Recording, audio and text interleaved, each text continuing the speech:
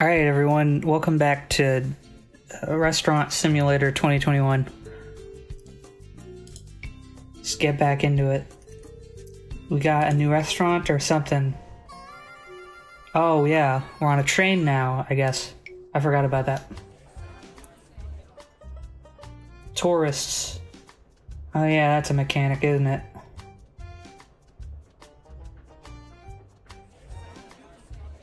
Let's get one more table before we do anything.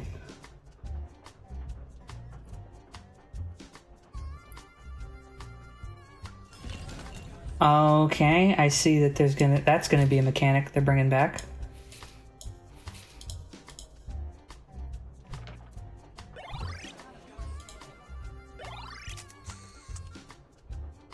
So if you don't remember from last time, there's a mechanic they added where sometimes because we were on a cruise ship last time, you'd hit rough waves and then it would knock stuff over.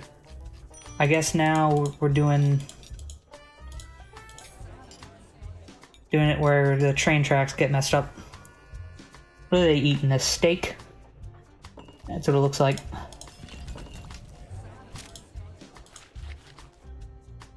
Oh, dang it.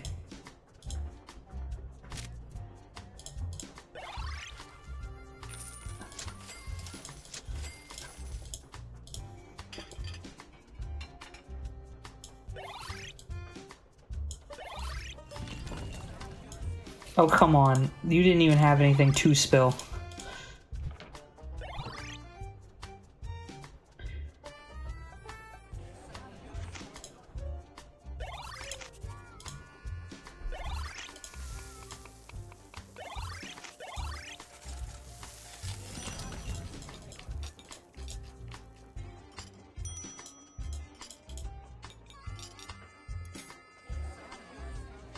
So what's new over in Matt's world? Well, recently I've been getting into Rubik's Cubes. For a few weeks now I've had a 2x2, and eventually I got a 3x3 Rubik's Cube. So like a 3x3 is like your typical standard Rubik's Cube, you know. It's got three... What's the word? Yeah, it's got three pieces on each side. You know what I mean? 9 pieces on each face. 3x3x3. Standard, typical Rubik's Cube. Well, a 2x2 is just, well, 4 pieces on each face.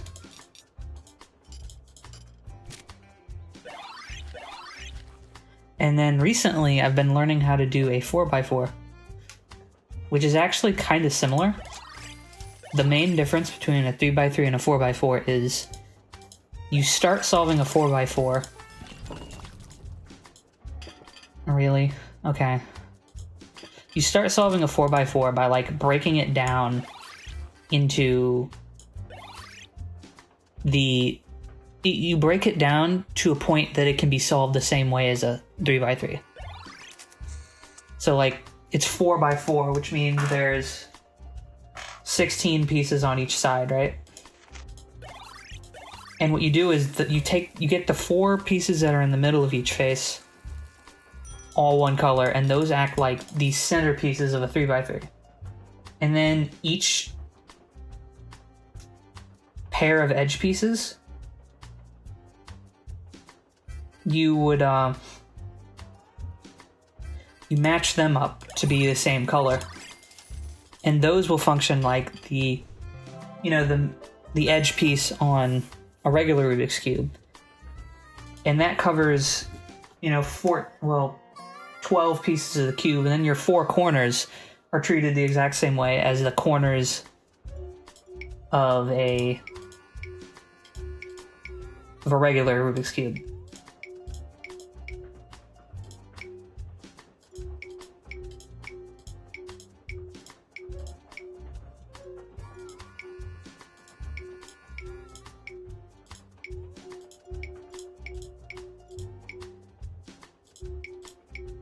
There we go, that's good. But anyway, so as I was saying with the Rubik's Cube, oh, new customer, the Lovebirds.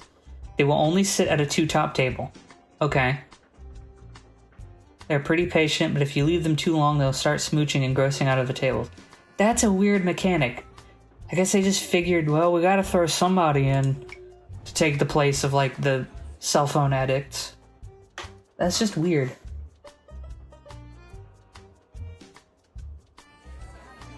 Anyway, as I was saying, the one thing that makes a 4x4 Rubik's Cube really difficult is because pieces can become, like, edge pieces can become flipped. And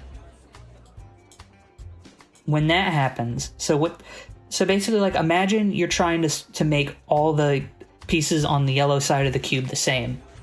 Well, it's possible to have a situation where no matter what you do, 2 of those yellow pieces are always facing the wrong direction. As if you've taken the pieces and literally turned them to the side. So if you're looking at the yellow side head on, there's always at least one pair of yellow pieces that's always like that. Now that's only one type of what's called a parity issue that can happen. And the problem is there is a way to solve that, but it's depending on when it happens. There's a different set of moves or an algorithm you have to do to solve it, and they are super long and super difficult.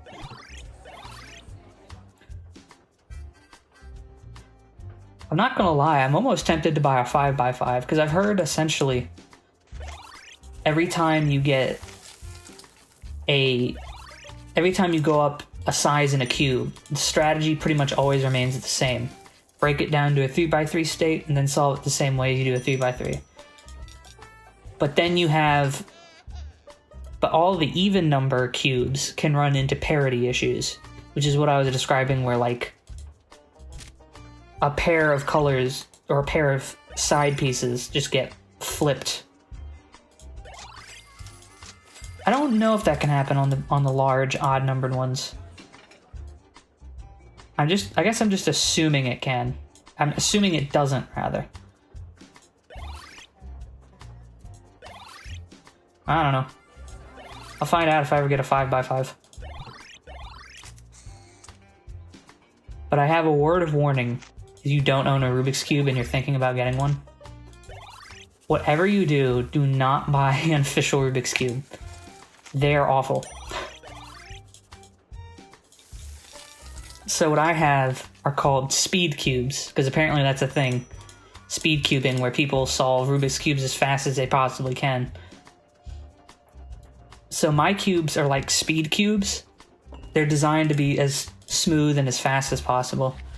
They're budget ones, so they don't have a lot of the real niceties a lot of higher end ones do, like magnets in the sides, which helps it when you turn it to have the edges, like, snap into place nice and neatly.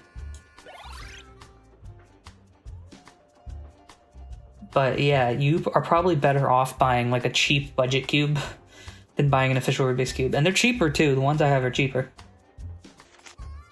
Which, in case you're curious, my 2x2 is a Cheety. And that's spelled with a Q. Q-I-Y-I. That one's like $5, whereas, like, an official Rubik's 2x2 is like $7. I got the Chi Warrior. Again, Q-I-Y-I. But they make, like, the Chi Warrior is, like, the cheapest budget speed cube. It's seriously like $4 to $5 depending on where you buy it. And it's the same kind of, like, quality level of an actual Rubik's Cube. It's just that it has a different mechanism that's way nicer to solve. But my 4x4 is the Moyu Mylong. Oh, I get to choose something. Let's get a grandfather clock. Sounds good enough to me. My one thing that worries me about my 4x4, oh sweet, I got the drinks back. That's going to be helpful. Is I've heard cheaper 4x4 Rubik's Cubes can pop, which is when essentially a piece falls off. And if that happens, that can be a nightmare to deal with, because the mechanism for a 4x4 is really complicated.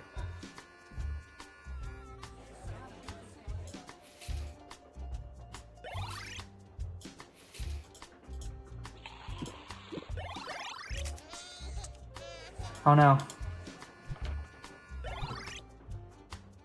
Nah, I shouldn't seat them yet.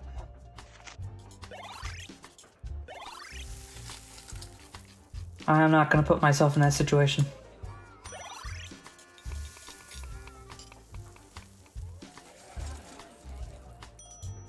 You know, I gotta say, it looks like they're making some pretty nice meals in this train car, despite, like, a complete lack of cooking equipment. And don't you try to tell me this is a hibachi grill. You know it isn't.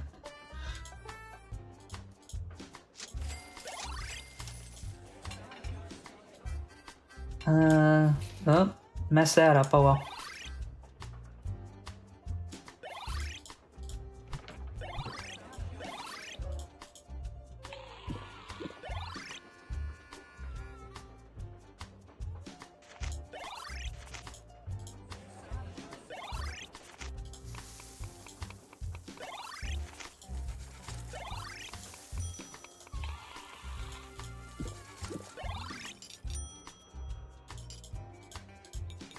I don't understand the concept of like, oh, they'll kiss and that'll gross everyone else out.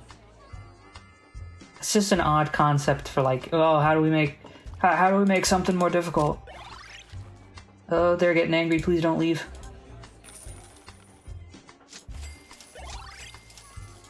Alright, screw the streak.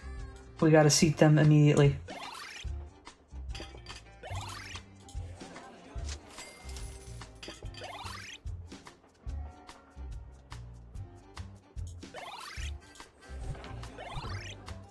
Well, you're just gonna have to wait.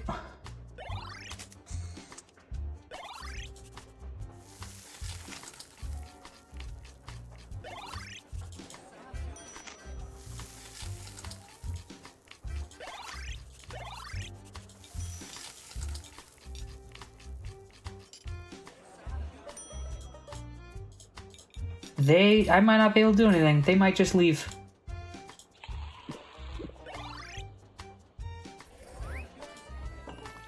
Oh, come on.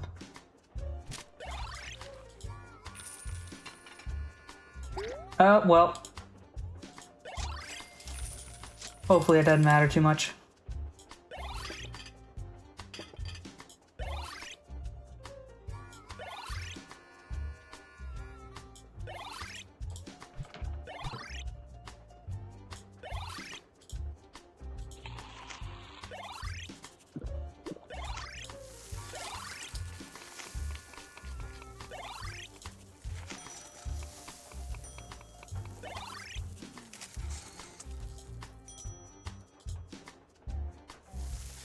Come on, order.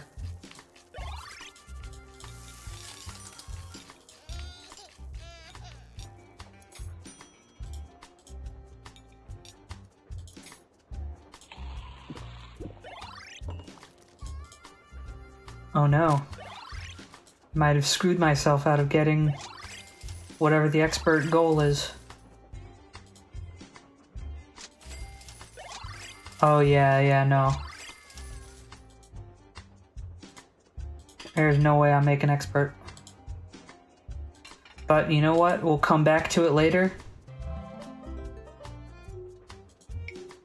At the end, any levels that I didn't get expert score in, we'll just come back to it later.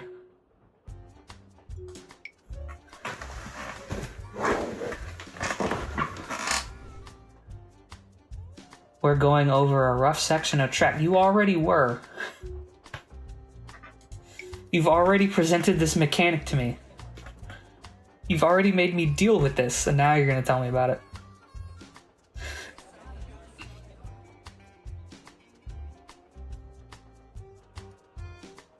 Give me more tables. Give me more tables! Alright, that's enough tables. Come on.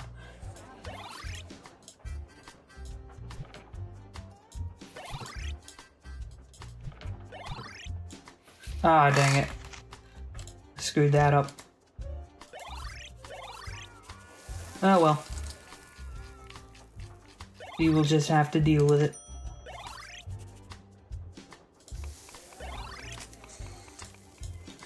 Alright, you want to take your picture? You screwed up my entire flow. You get to wait.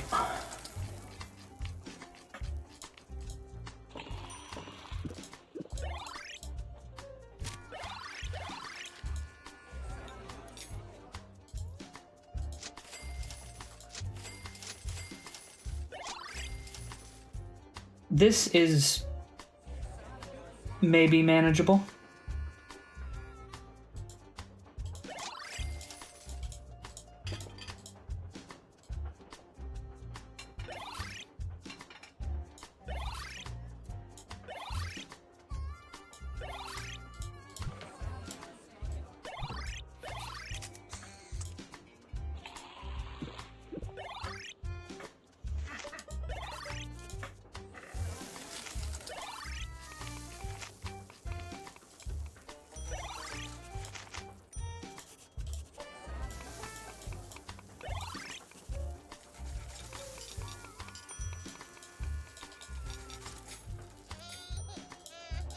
Yeah, calm down.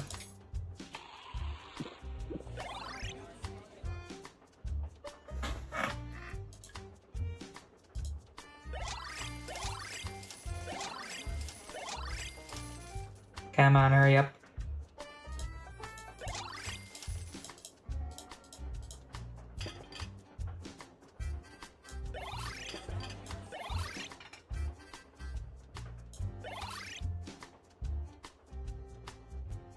And what's the worst that can happen? I say as the worst potentially happens.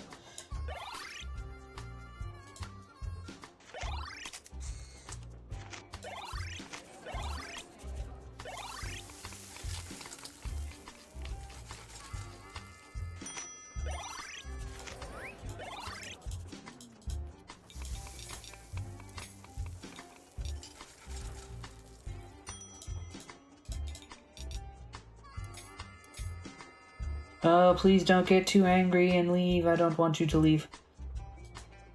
I need your train money.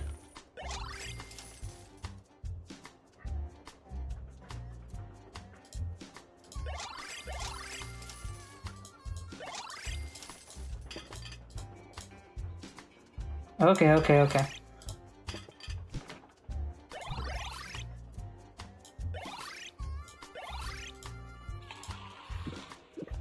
Yeah, barely made expert score.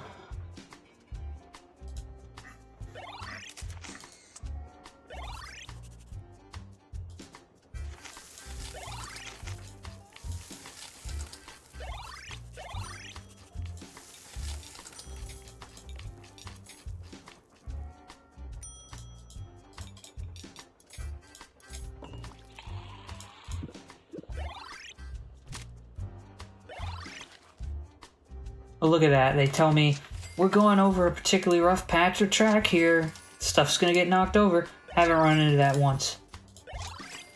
Families knock stuff over, but that can happen anytime. They always did that. We might need a new mop if this holds up. Okay, whatever.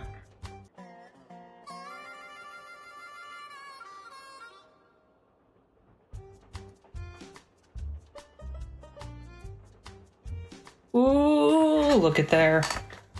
I've got this podium. Game's over now.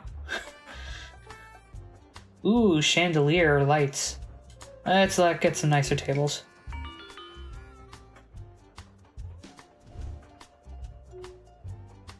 So now we have a 6-top table.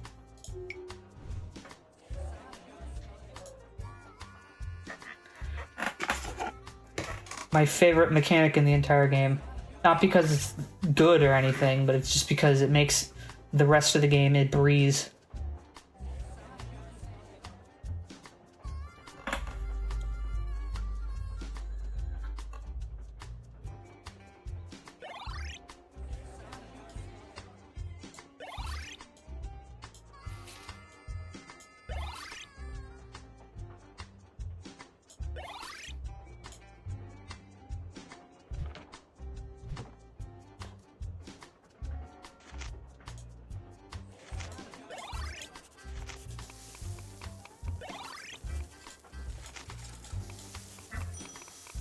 I don't even need the drink stand anymore.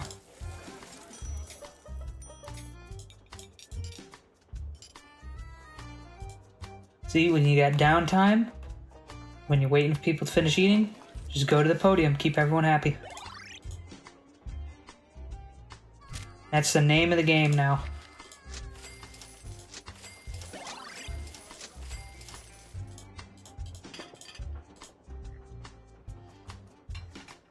Of course, using the podium to constantly, like, keep everyone in line happy drastically increases the length of the shifts, but, you know.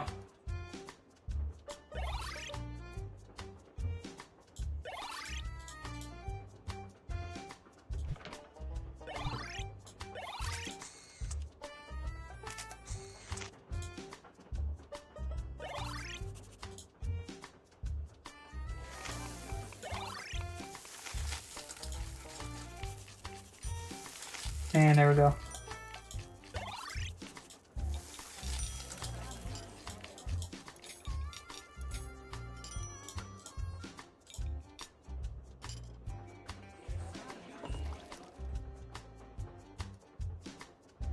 Yo, hold up. Have the businesswomen been here this entire time? And why are they on a train? I mean, I guess maybe traveling for work, but like, in that case, their entire gimmick as like a character doesn't make sense. Because their whole gimmick is like, oh, they get upset easily and quickly because they got a short lunch break, but like, we're on a train.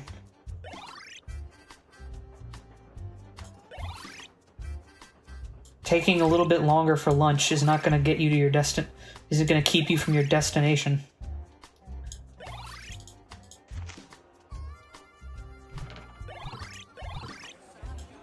Oh, and they brought back the two moms who both have a kid that you got to deal with and throw you off.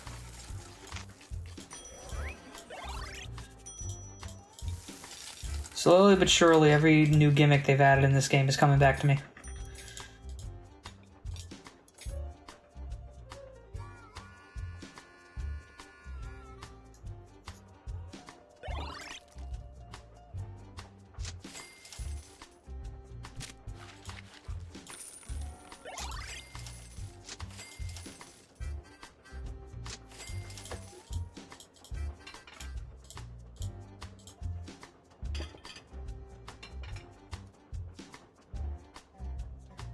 And I'm gonna make expert score pretty handily.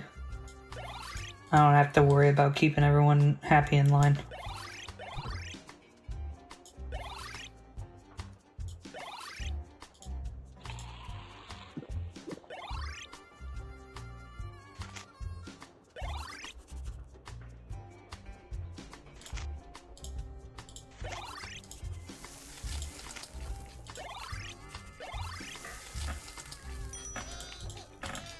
Yeah, be quiet.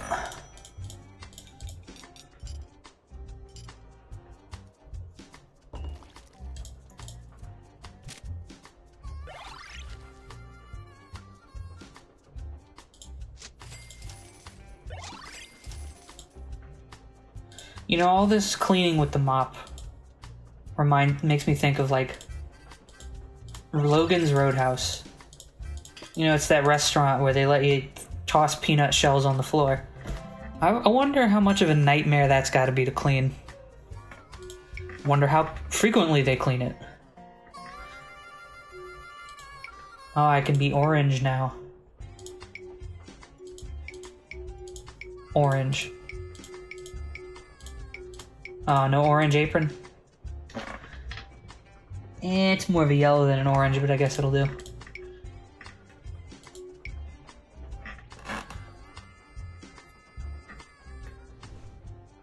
Oh boy, bringing back the bookworm.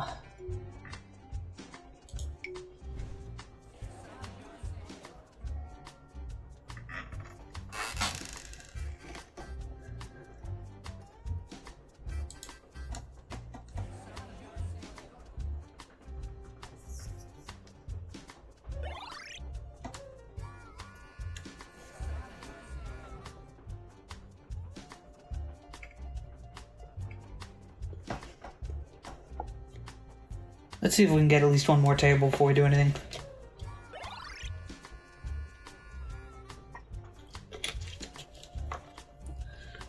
Alright. Seat them first, and then we wait. Now we can start seating everyone else.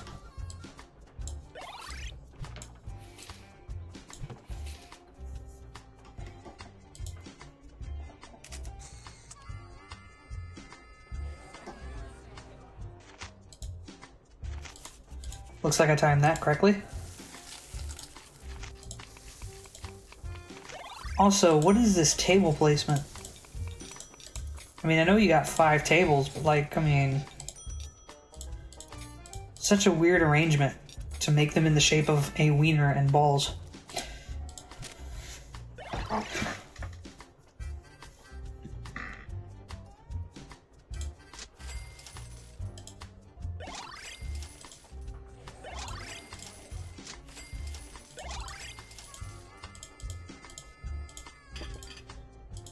Back to the podium.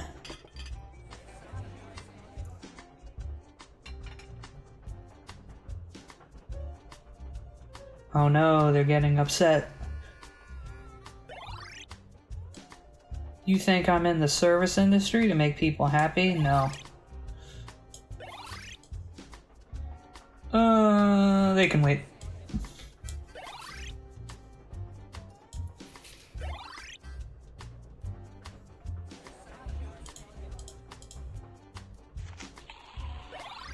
Well, that made them happy.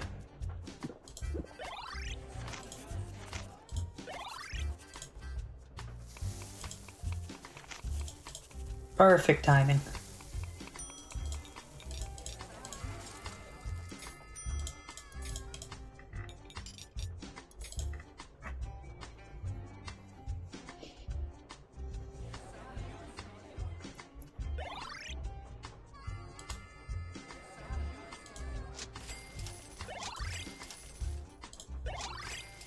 Come on, hurry up. Hurry up, get out my restaurant. I wonder when they'll introduce dessert in this game. If it's like the last one, probably on the next set of levels. Alright. I could have done that better. Oh, I'm screwing this all up. Oh no. Eh, whatever, who cares?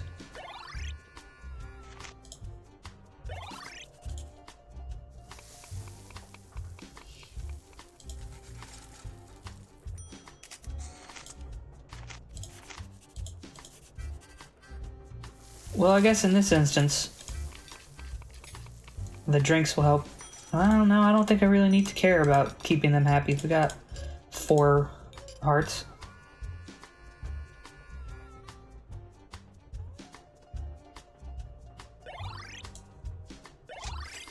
I like how you can very, very quietly hear a train horn.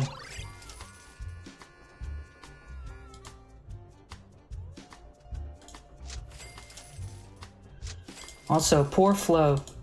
She goes on a vacation, tries to go on vacations, and what ends up happening? She ends up bringing work with her, which is quite impressive considering she's in the restaurant industry.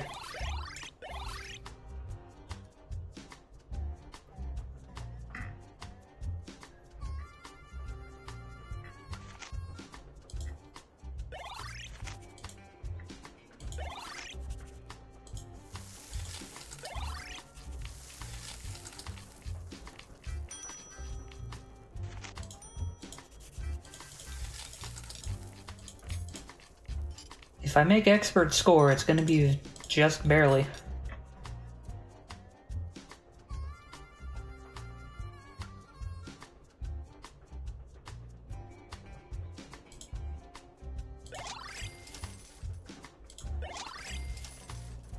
Yeah, I'm gonna make expert.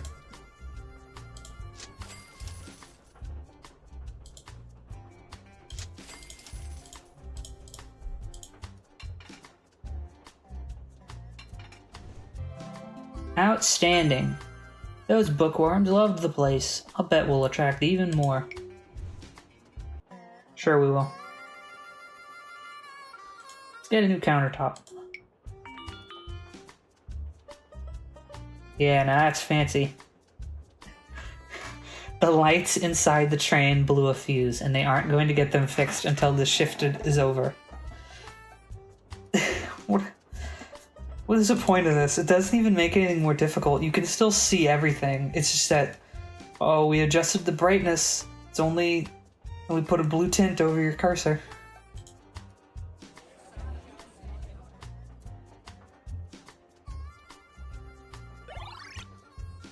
I mean, I guess it makes it a little harder to see. That's about it. It's not impossible to see anything. Although I guess I'm thankful for that. I would not want to be playing this game, and I have to constantly move my cursor to see, have they ordered yet? Are there more people in line? Hey, get over there. It does make matching up the colors a bit more difficult.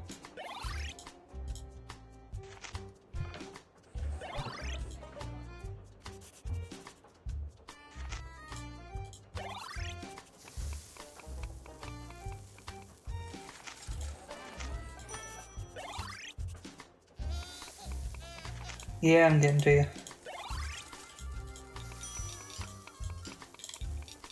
Oh no, I accidentally double-clicked. And now we wait.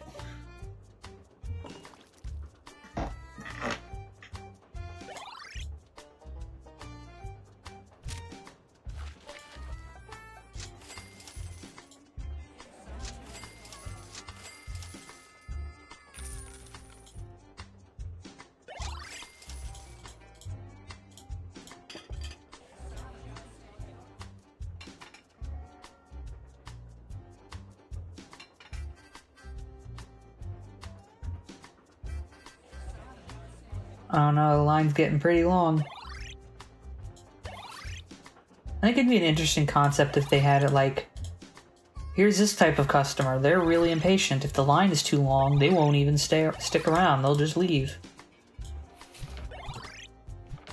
I mean, it would, from a gameplay perspective, it would be awful, but it'd be realistic.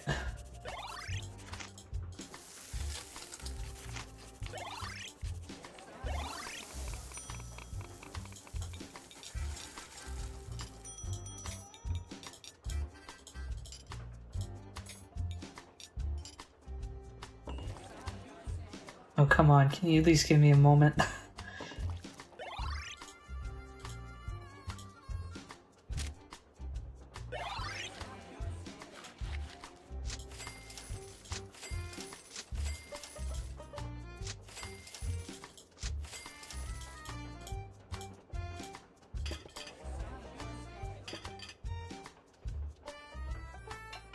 Alright.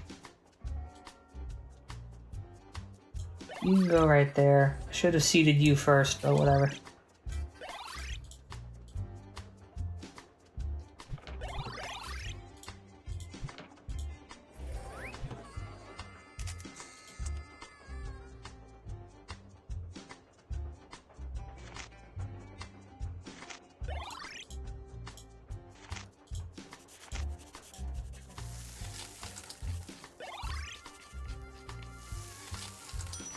You know, I gotta give whoever is doing the cooking credit. I don't know her name. I'm guessing she has one. I think whoever's doing all the cooking is supposed to be one of the restaurant owners from the second game. But I'll be damned if I can remember what it is. What her name is. So not only has Flo continued to just get extra jobs running restaurants on what's supposed to be her vacation, she's also roped her friend into doing the cooking too.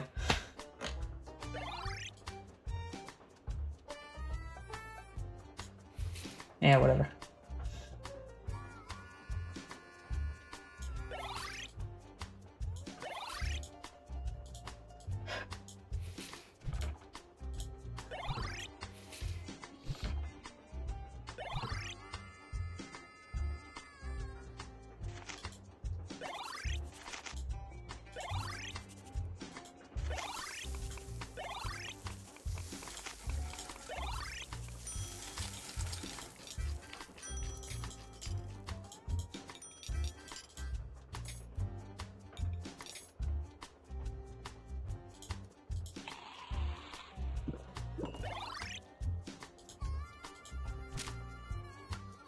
You know, when you see the families eat, there's never any food for the baby.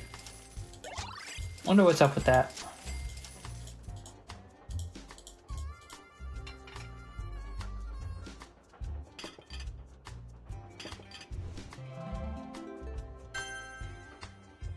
Wow, I remember the night the lights went out in Georgia.